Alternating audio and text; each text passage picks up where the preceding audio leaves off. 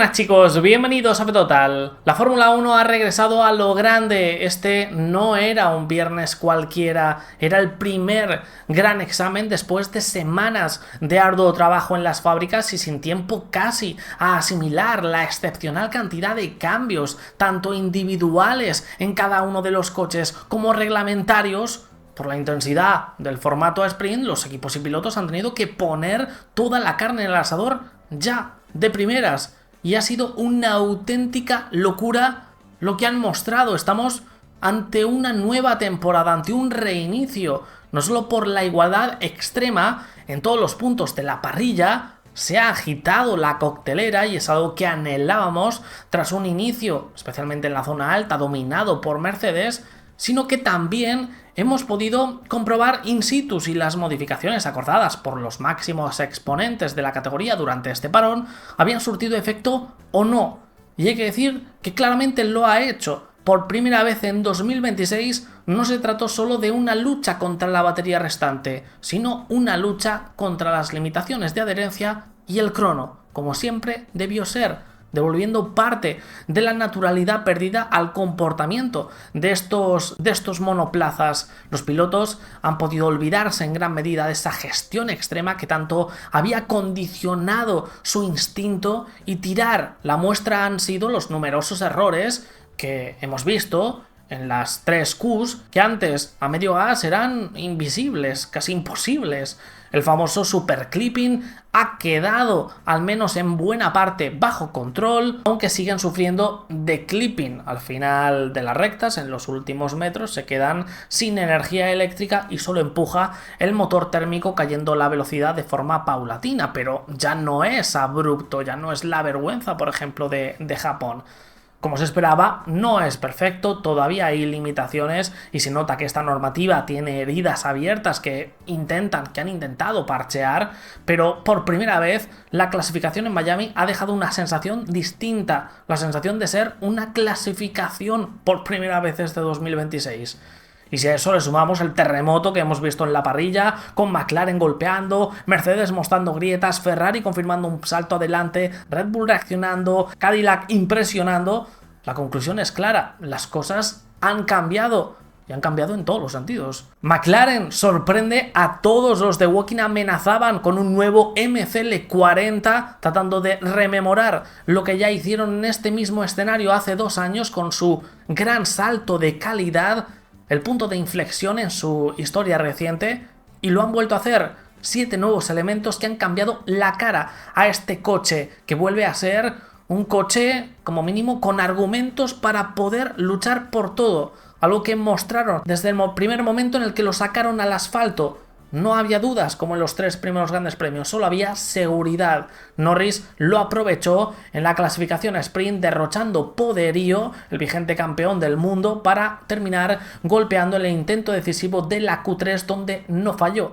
sumando esta mini pole. Piastri acabó tercero a 2 décimas de su compañero, un poquito más irregular el australiano, lo que decantó la balanza en su contra hoy, pero con una velocidad asombrosa para ambos que dejó a Mercedes sin capacidad de respuesta. McLaren iba a llegar tal como comenzó, con los handicaps que tenía, y ya está aquí. Mercedes se ha confiado, y en esta Fórmula 1 eso es un gravísimo error. Te llames o te llames, al más mínimo despiste te dejan atrás. Primeras grietas de los de Brackley este 2026. Trajeron menos evoluciones que sus rivales y no solo les han echado el guante, sino que les han superado. Lo peor es la sensación que han transmitido de estar perdidos, de nadar a contracorriente, algo inaudito este año, donde parecían tenerlo todo bajo un control exquisito. Russell ha sufrido problemas masivos durante toda la jornada que no han logrado solventar en la comodidad a bordo del W17, lo que le ha hecho hundirse en la parrilla hasta el 6º puesto, a más de 6 décimas de la cabeza. Una locura.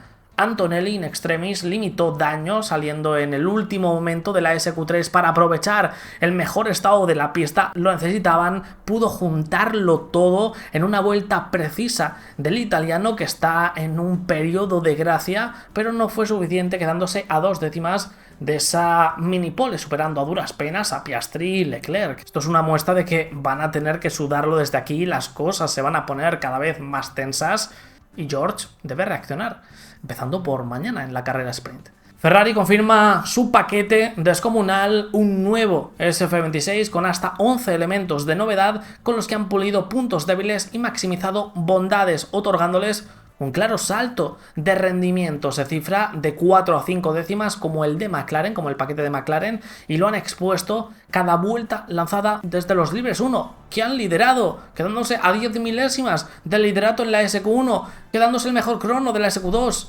siendo la primera clasificación donde han tenido argumentos para ser los hombres a batir, quedándose Charles, que fue el piloto más entonado de los italianos, a 3 décimas de Norris, y eso que no pudo completar una vuelta limpia con errores en la zona revirada del segundo sector. Parece que sufrieron en general con el sobrecalentamiento del neumático blando, eso nos expone el monegasco, y algún problema que han tenido en la entrega de potencia de la larga recta del segundo sector, siendo más lento. Para que os hagáis una idea de lo que estamos hablando, además un par de décimas que el que hizo en la Q2 con goma media, cuando al contrario debería haber sido sensiblemente más rápido, lo que limitó su vuelta ideal, pudiendo haber peleado potencialmente. El potencial estaba ahí por la mini pole, pero creo que hoy es un día donde la sensación es casi más importante que el resultado. El saberse ahí y el salto adelante de Ferrari, al menos con Charles, es esperanzador. Pequeños detalles marcarán la diferencia ante la igualdad desde este preciso instante,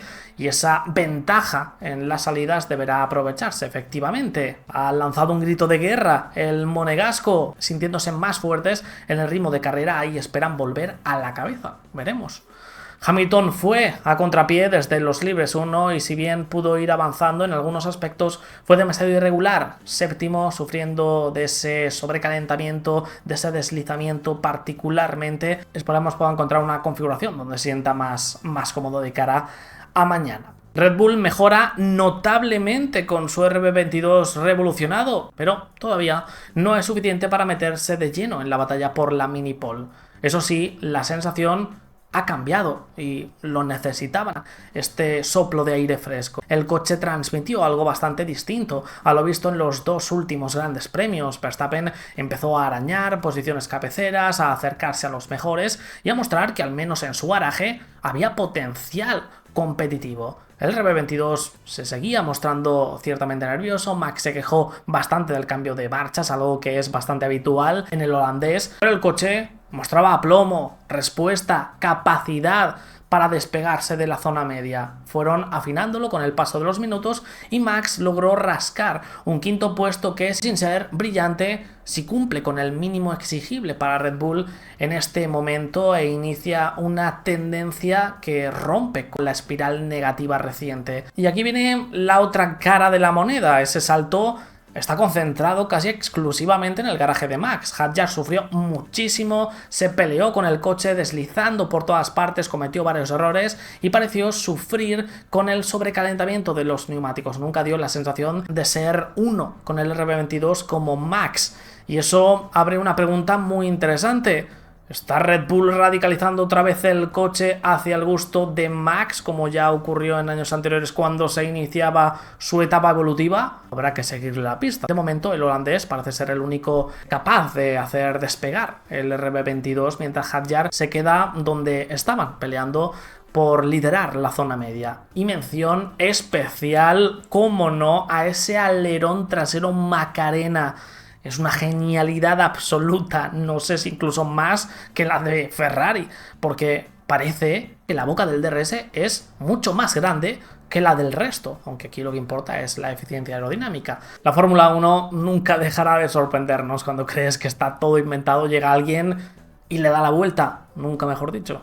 Alpine ha conseguido exactamente lo que necesitaba, mantener su ventaja sobre el resto del pelotón.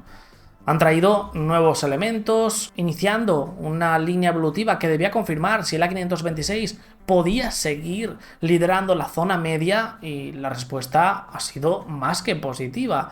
Pero dentro de esa buena noticia colectiva hay un nombre que ha brillado especialmente, Franco Colapinto, que ha sido sorprendente. Se ha confirmado lo que él mismo ya nos anticipó ayer. Los dos coches no son exactamente iguales este fin de semana. Ahora tenemos más detalle de lo ocurrido. Alpine ha traído un nuevo alerón trasero que estiman que da unas 3 décimas, una barbaridad para un solo elemento, y que originalmente estaba previsto para Canadá. Han conseguido producir una unidad antes de tiempo y han decidido montarla en el coche de Pierre Gasly. Mientras tanto, Franco se ha puesto al día con el resto de elementos estrenados y con un chasis de última especificación. Así que sería esa unidad de ese elemento concreto la diferencial entre ambos coches. Y aquí viene lo fuerte del asunto. Sin esa supuesta pieza que otorga 3 décimas o vamos a poner una ventaja de rendimiento potencial, Colapinto ha pasado a la SQ3 y ha liderado el grupo medio con solvencia, incluso por delante de su compañero de equipo. Eso habla espectacular de su capacidad de adaptación. Franco tuvo las herramientas, trajo una gran configuración desde el simulador, construyó sobre ella de forma efectiva en los Libres 1 y pese a no haber corrido antes, en Miami con un Fórmula 1 se sintió como en casa desde el primer segundo. Y esa confianza, tanto en tu entorno como en tu monoplaza, se nota muchísimo, marca una diferencia brutal, como vemos aquí. Habrá que comprobar ahora el feedback de Gasly con ese nuevo alerón trasero, si lo mantiene el resto del fin de semana, si decide cambiar, pero la parte positiva para Alpine es evidente. Los dos coches están cerca, los dos coches están funcionando bien, a pesar de que haya alguna pieza diferencial entre ambos, están sacando todo el rendimiento, está avanzando. Como curiosidad, en la SQ3 ambos coches han hecho su vuelta con neumáticos usados, a diferencia del resto que lo han hecho con nuevos, lo que hace todavía más interesante su resultado, pensando ya en mañana. Van a por un buen botín de puntos con sus dos coches. Audi y Haas son los que menos elementos nuevos han estrenado, 2 y 1 respectivamente, y es un ejemplo de lo que significa la evolución en la Fórmula 1, que estos dos tienen que sufrir en sus propias carnes en Miami, ya que se quedan atrás. Audi a las puertas del top 10 en cuanto a posición, pero no en cuanto a competitividad. Estaban un claro paso por detrás de Alpine, no habiendo posibilidades realistas de llegar a la lucha por los 10 primeros. No había oportunidad posible. Pero bueno, mirándolo desde otro lado, mantienen posiciones a la espera de iniciar agresivamente su línea evolutiva, el ADUO, y esto tampoco es una mala noticia. Y Haas puede ser, junto a Mercedes, la que más haya caído respecto a Japón dentro de la parrilla. Ocon errático, se va acercando al precipicio, cayó en la SQ1 tras pasarse de frenada en la primera curva, y Berman sí que consiguió el pase a la SQ2, a diferencia de su compañero, yendo a rascar hasta la última milésima, salieron en el último instante, no había mucho más y se tuvo que conformar con el 13º lugar. Veremos si en el largo plazo adapta mejor el VF26 o pueden optimizar su configuración algo de cara al resto del fin de semana. Si no, pueden ser jornadas complicadas. Williams confirma el inmenso paquete para el FW48, pero el punto de partida era tan bajo y el avance del resto también palpable que se diluye. Además, Carlos se ha quejado amargamente por la radio de la operatividad del equipo, no consiguiendo avanzar contundentemente respecto a los problemas detectados en los Libres 1, lo que no les ha permitido mostrar ni su máximo potencial posible. Aún así, no es suficiente para la Q3, sí para acercarse algo más a esas posiciones que te pueden dar el pase, que es lo que esperábamos. Es un paso adelante, pero no suficiente, ni mucho menos. Racing Bulls trae una gran cantidad de actualizaciones también, hasta 6 nuevos elementos, pero su optimización ha dejado que desear y la ejecución de sus pilotos fue nefasta hoy. Lawson dejó sus neumáticos cuadrados en su primer intento, condicionando el resto de su clasificación y cayendo en la SQ1, por tanto, Lindblad pasó apurado, se la jugaron a un intento en la SQ2 que tampoco fue brillante. No consiguieron poner las cosas en su punto óptimo. Cadillac es uno de los nombres propios del día. Impresiona. Han presentado una renovación del Mach 26 con hasta 9 elementos nuevos, con diferente configuración para hacer trabajos comparativos entre Bottas y Checo Pérez, y a pesar de que lamentablemente siguieron con algunos problemas operativos que costó algo de tiempo potencial, Checo, por ejemplo, solamente pudo dar una vuelta lanzada en ese Q1, según reporta, por un mal control de los tempos, de los márgenes de la sesión. Iban justos, lo llamaron a pesaje en mal momento, tuvieron anomalías con la unidad de potencia, lo cual retrasó el programa, así que no le dio tiempo a repostar y hacer un último intento con el que podía haber mejorado, como el resto hizo. Lo normal es tener mínimo 2 intentos e ir mejorando con el paso de las vueltas, porque también va mejorando el estado del asfalto. Pero aún así, es una locura la cifra que estáis viendo en pantalla. Checo ha barrido a Bottas metiéndole más de 5 décimas y se ha quedado no solo a 2 décimas del pase a la SQ2, que es una chaladura, sino a menos de un segundo del top 10. Recordemos que en Japón terminaron a 1.2 de la Q2. El salto ha sido de gigante, pudiéndolo ver claramente en la comparativa con el Williams de Albon, al que en la zona rápida hasta la curva 9 bate por más de 1 décima, teniendo argumentos válidos ese coche con los que pelear, y Checo llevándolo a la práctica, efectivamente, y que en su cuarta carrera, aún con problemas operativos que son normales, tampoco hay que ensañarse con ellos, han llegado y van a seguir llegando, es lógico, es un equipo nuevo, está aprendiendo, pero que hayan sido capaces de dar este salto técnico es increíble, ilusiona por lo que pueda venir a continuación, ya que esto obviamente solo ha hecho que comenzar. Va a ser un camino largo, ilusionante, y ya empieza a dar sus primeros frutos. Y terminamos, como no, con Aston Martin. Aquí la cosa no cambia. Es el único equipo que no ha traído ningún elemento aerodinámico, sí una nueva, vamos a decirle, especificación, cambios en el hardware del motor Honda de fiabilidad para solucionar de raíz las vibraciones, además de una reducción de peso, optimizaciones energéticas y de manejabilidad.